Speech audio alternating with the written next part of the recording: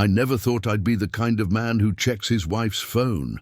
After 15 years of marriage to Claire, I'd always believed trust was our foundation. But there I was at 2 a.m., sitting at our kitchen counter, heart pounding as I scrolled through her messages. The blue light from her unlocked iPhone cast a ghostly glow across our granite countertop, the one we'd picked out together when we renovated last spring. Back when I thought we were happy. It started with small changes. Claire began working late 3 nights a week, Tuesdays, Thursdays, and sometimes Saturdays. Marketing emergencies, she called them. In our quiet suburb of Boston, she'd come home smelling of unfamiliar cologne, her lipstick slightly smudged. When I'd kiss her hello, something felt different, distant. She'd pull away just a fraction of a second too quickly. "You're being paranoid," my brother told me over beers. "Claire adores you." But the signs kept piling up. New lingerie I never saw her wear. Hushed phone calls that ended abruptly when I entered the room. The way she suddenly guarded her phone like it contained state secrets. Tonight, she'd fallen asleep on the couch after a late meeting, her phone sliding from her hand onto our beige carpet. I knew her password, her birth year followed by mine. A small gesture from simpler times that now felt like mockery. My hands trembled as I opened her messages, half hoping to find nothing, half afraid of what I'd discover. I didn't have to search long. "Miss you already. Tuesday can't come soon enough. M." I scrolled up. Hundreds of messages to someone saved only as M. Heart emojis. Late-night exchanges. Photos I couldn't bring myself to open. "The Hampton Inn on Riverside. Same room as last time," read one of M's messages from 2 days ago. My stomach lurched. I carefully placed her phone back exactly where it had fallen and walked to our bathroom, splashing cold water on my face. In the mirror, I barely recognized myself, eyes hollow, face pale under the harsh fluorescent lights. That's when I noticed it on her side of the vanity. Her expensive night cream, the one she'd splurged $200 on, claiming it was an investment in aging gracefully. She applied it religiously every night before bed, but tonight she'd been too tired, too careless. I stood there staring at that little white jar, my mind racing, not with thoughts of confrontation or divorce, though those would come later, but with something else, something small and petty and perfect. I remembered the art supply closet in my home office. I teach 8th grade science at Lakeside Middle School, and I'd recently bought supplies for our unit on light reflection. Among them, ultra-fine cosmetic glitter, the kind that sticks to everything and refuses to wash off. The kind that would be invisible in a thick white cream, but would activate under certain lighting. Without fully processing what I was doing, I retrieved the silver vial of glitter from my office. Back in the bathroom, I carefully unscrewed her night cream and folded in a generous amount of the finest, most stubborn glitter, manufactured by the cosmetics industry. I mixed it thoroughly, making sure it blended perfectly with the white cream. Under bathroom light, it looked completely normal. But I knew better. With a strange calmness, I replaced the lid and returned to bed, sliding under the covers without waking Claire. I didn't confront her, didn't mention the messages. Instead, I waited. The next day was Tuesday, Claire's standing late meeting night. She woke up first as usual, showering and getting ready while I pretended to sleep. I heard her familiar morning routine, the coffee maker gurgling, her makeup bag unzipping, the soft click of her compact closing. I listened for any sign that she'd noticed something amiss with her night cream, but there was nothing. At breakfast, she was cheerful, mentioning the client dinner she had that evening. "Don't wait up," she said, kissing my cheek. "These Westfield people like to talk, and we need this account." I nodded, maintaining the charade we'd both perfected. "Good luck," I said, and I meant it, though not in the way she thought. As I watched her Mercedes back out of our driveway, I felt a strange mix of heartbreak and anticipation. The glitter in her cream wouldn't be visible in daylight. It wouldn't show up in her office's fluorescent lighting. But the moment she stepped into dimmer lighting, like, say, the mood lighting of a hotel room, she would transform into a glittering beacon of her own infidelity. I picked up my phone and called in sick to work. Then I got in my car and drove to the Hampton Inn on Riverside Drive, parking far enough away to remain unnoticed, but close enough to see the entrance. Now all I had to do was wait to see who M was, and whether my wife would indeed arrive glowing like a human disco ball, illuminating the truth I already knew in my breaking heart. I sat in my Honda Civic for 3 hours, the air conditioning struggling against the unseasonable October heat. The radio droned on about market forecasts and traffic updates while I stared at the Hampton Inn entrance, a knot tightening in my chest with each passing minute. At 5:43 p.m., a black Audi pulled into the parking lot. A tall man stepped out, tailored suit, salt and pepper hair, designer watch catching the late afternoon sun. I recognized him immediately. Michael Westfield, the actual owner of Westfield Marketing. Not Claire's client, but her boss, her M. My mouth went dry as I watched him check his phone, smile at something on the screen, and walk inside. I knew without seeing the message that he was texting my wife. 20 minutes later, Claire's silver Mercedes pulled in. She looked stunning in her navy business dress, the one I'd complimented just last week. She checked her makeup in the rearview mirror, applied fresh lipstick, and walked confidently toward the hotel entrance. I should have confronted them right then. Should have stormed in and demanded answers. Instead, I found myself following a different impulse.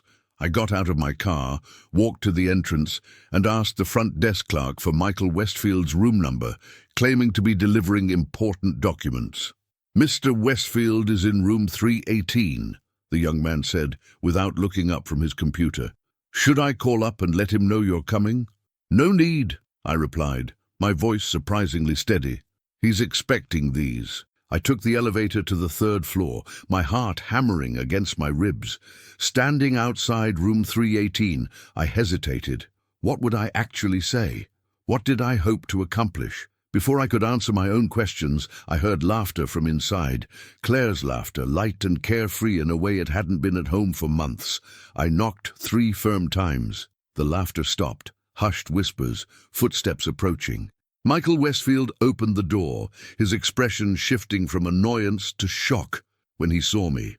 Behind him, I caught a glimpse of Claire sitting on the edge of the bed, her face a mask of horror, and sparkling. Even in the dim hotel lighting, tiny silver flecks caught the light across her cheeks, forehead and neck. My petty revenge had worked perfectly. "David!" she gasped, standing up. "What are you? How did you—" "You're glowing, Claire," I said quietly. "Literally glowing." She rushed to the bathroom, flipping on the light to examine her reflection. Her scream of realization echoed against the tile. Michael looked between us, confusion replacing his initial shock. "Is someone going to tell me what's happening?" "Ask your girlfriend," I said, "though you might want to close the blinds first. She's lighting up like Times Square on New Year's Eve." Claire emerged from the bathroom, frantically trying to wipe the glitter from her face, only succeeding in spreading it further. "What did you do to my cream?" she demanded. "The same thing you did to our marriage," I replied. "I corrupted it." Michael backed away, hands raised as if to distance himself from our domestic drama. "Claire, I think I should go." "Really, Michael? After 6 months of, 'I'm going to leave my wife for you'?" I asked, surprising myself with information I hadn't realized I'd retained from skimming their messages. Claire's face fell further. "You went through my phone. And you went through our vows," I countered. "I guess we're both disappointed." The 3 of us stood in a tense triangle, the absurdity of the situation settling in. My wife, face sparkling with vindictive glitter. Her boss-turned lover, retreating toward the minibar. And me, a middle school science teacher who had stooped to playground pranks to expose an affair. "How long have you known?" Claire finally asked, giving up on removing the glitter. "Not long enough to be this calm about it," I admitted. "I found out last night." Michael poured himself a scotch from the minibar. "I think I'll let you two discuss this privately." "Actually," I said, "you're a major stakeholder in this conversation, Michael. You've been sleeping with my wife for 6 months while I graded earth science quizzes and waited up for her on client dinner nights. I think you've earned a seat at the table. He had the decency to look uncomfortable, tugging at his expensive tie. Claire and we didn't plan for this to happen. Nobody plans to crash their car either, I said. But if you drive recklessly enough, it's still your fault when it happens. Claire sat heavily on the bed, her sparkly face in her hands. I was going to tell you after the holidays, she said quietly. How considerate, I replied. One last Christmas before you blow up our life. The room fell silent, except for the hum of the air conditioning. Through the window, I could see the sun beginning to set, painting the sky in shades of orange and pink. 15 years of marriage dissolving in a hotel room that rented by the hour, with my wife's face covered in evidence as ridiculous as our situation. What happens now? Claire finally asked. I hadn't thought that far ahead. My plan had ended at the glitter reveal, at catching them red-handed, or in this case, sparkly-faced. I hadn't considered what would come after. I don't know, I admitted. But I do know I deserve better than being lied to. We both deserve better than this, even if things weren't perfect. Michael cleared his throat. For what it's worth, she talks about you with respect. I laughed, a hollow, bitter sound that startled even me. Respect? She respects me so much she's been sneaking around for half a year? I turned to Claire. If you were unhappy, you could have said something. We could have tried counseling or taken a break, or even divorced, honestly. Instead, you chose this. Claire's mascara had started to run, black streaks cutting through the glitter on her cheeks. I was a coward, she whispered. I didn't want to hurt you. How's that working out? The absurdity of her statement hung in the air between us. Michael set down his glass and grabbed his jacket. I should go. Running away when things get difficult? I asked. Is that what you'll do to Claire when the excitement wears off? He didn't answer, just looked at Claire apologetically before slipping past me and out the door. Left alone with my glittering wife in the hotel room she'd been sharing with another man, I felt the adrenaline draining from my body, leaving only exhaustion in its wake. 15 years of memories, thousands of shared moments, all tainted now by this betrayal.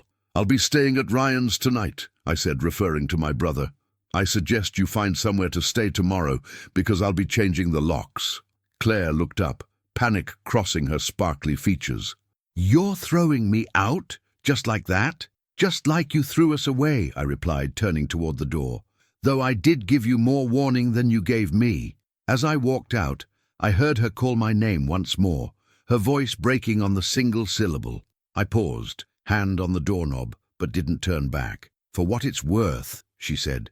The glitter was brilliant, petty, but brilliant. In spite of everything, I felt the ghost of a smile cross my face as I closed the door behind me.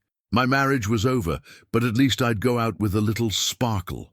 The first week after the glitter incident, as my brother Ryan had taken to calling it, passed in a blur of legal consultations and uncomfortable phone calls.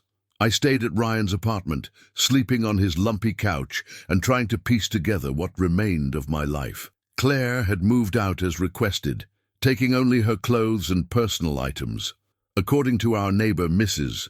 Greenfield, who called to check in, but really to gather gossip, Claire had left with 3 suitcases and a red-rimmed gaze, fragments of glitter still visible around her hairline.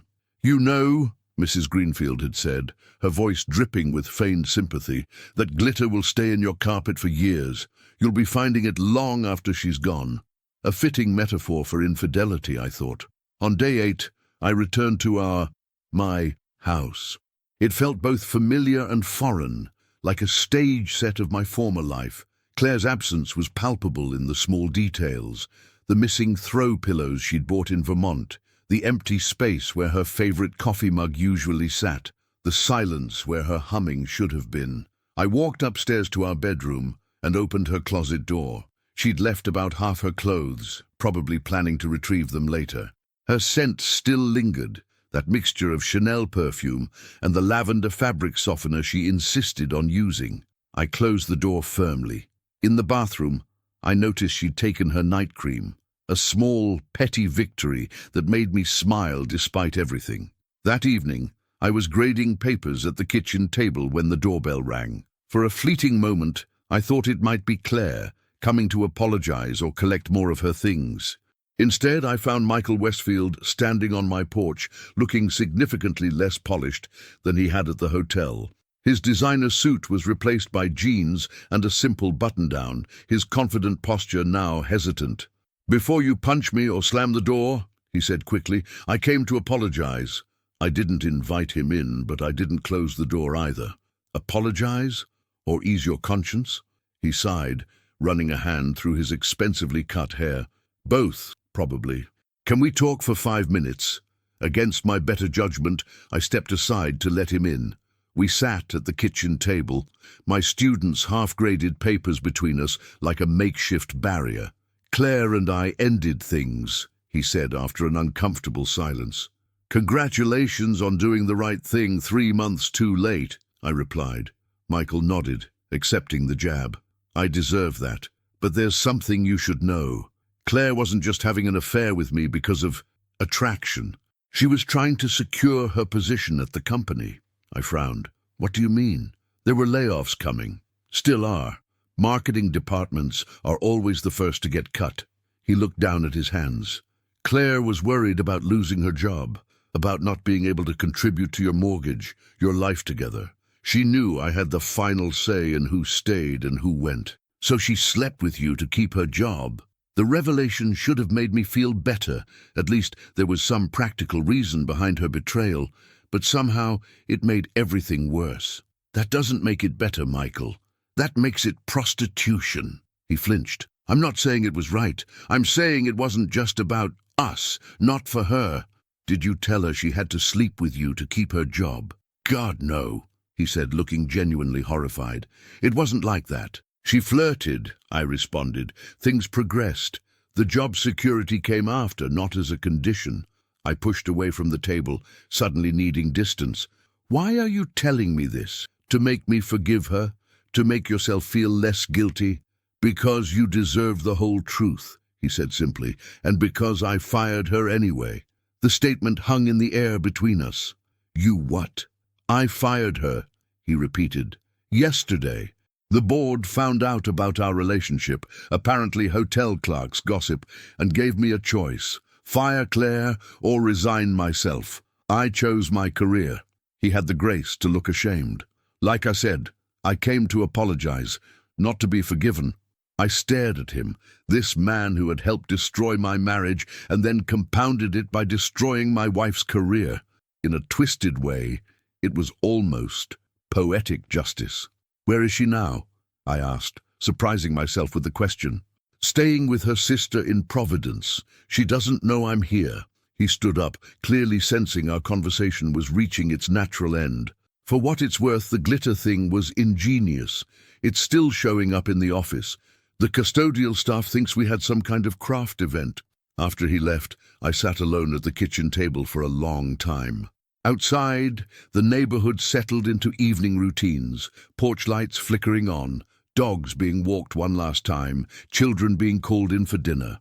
Normal life continuing while mine had been upended.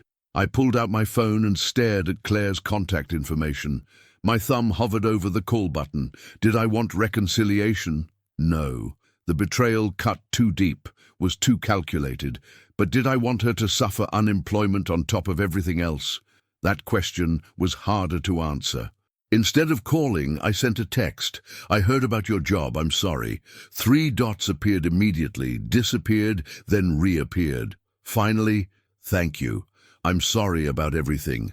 Those 4 words encompassed too much and not enough. I put the phone down without responding. The next morning I woke to another text from Claire. "The divorce papers will be ready next week. I'm not asking for the house." It was strangely anticlimactic. 15 years ended in a text message about paperwork and property. I typed back, "Okay." That afternoon, I was cleaning the bathroom when I noticed something sparkling in the drain, a tiny fleck of glitter that had survived Claire's attempts to wash it off. I left it there, a microscopic monument to the end of our marriage. 2 months later, the divorce was finalized with minimal drama. Claire had found a new job in Providence and was staying with her sister indefinitely. I kept the house, most of our furniture, and our shared memories, both good and bad. Ryan convinced me to start dating again, setting up a profile on one of those apps where you swipe right if you're interested. My first date was with a kindergarten teacher named Abby, who laughed genuinely at my jokes and didn't seem to mind when I explained my recent divorce. "That's quite a story," she said when I told her about the glitter cream. "Petty, but creative. I approve." Not my finest moment," I admitted. "Sometimes our not fine moments are the most honest ones," she replied, and something about her understanding gaze made me think this might be a beginning, not just an ending. The following week, I received a small package at school. Inside was a jar of expensive night cream and a note in Claire's handwriting. "Thought you might want to keep this in your science classroom as a visual aid for your lesson on consequences." See, I placed the jar on a shelf in my classroom next to the glitter vials and prisms for our light reflection unit. Sometimes, when the afternoon sun hits it just right, it casts tiny rainbow specks across the ceiling, a reminder of how quickly trust can shatter into 1,000 glittering pieces, and how even in darkness, there's always a chance to find light again. As for Claire, I heard from mutual friends that she eventually started dating again too.